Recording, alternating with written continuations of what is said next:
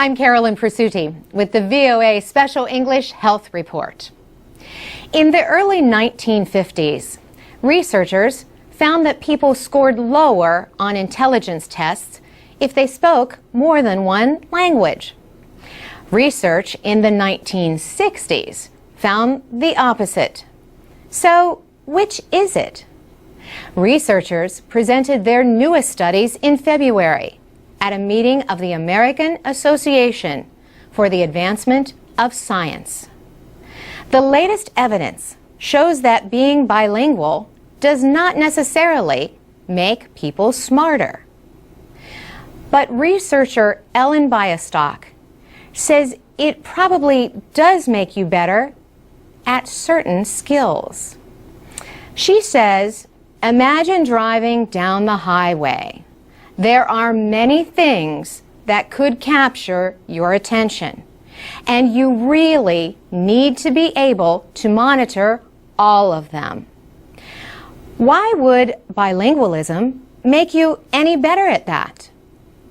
And the answer, she says, is that bilingual people are often better at controlling their attention, a function called the executive control system. She says it is possibly the most important cognitive system we have. It is where all of our decisions about what to attend to, what to ignore, and what to process are made. Ms. Bialystock is a psychology professor at York University in Toronto, Canada. She says the best method to measure the executive control system is called the Stroop test. A person is shown words in different colors. The person has to ignore the word but say the color.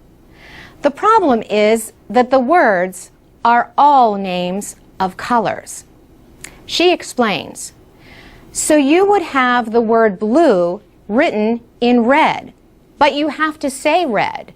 But blue is just lighting up all these circuits in your brain, and you really want to say blue. So you need a mechanism to override that so that you can say red. That's the executive control system. Her work shows that bilingual people continually practice this function. They have to, because both languages are active in their brain at the same time. They need to suppress one to be able to speak in the other. This mental exercise might help in other ways too. Researchers say bilingual children are better able to separate a word from its meaning and more likely to have friends from different cultures. Bilingual adults are often 4 to 5 years later than others in developing dementia or Alzheimer's disease.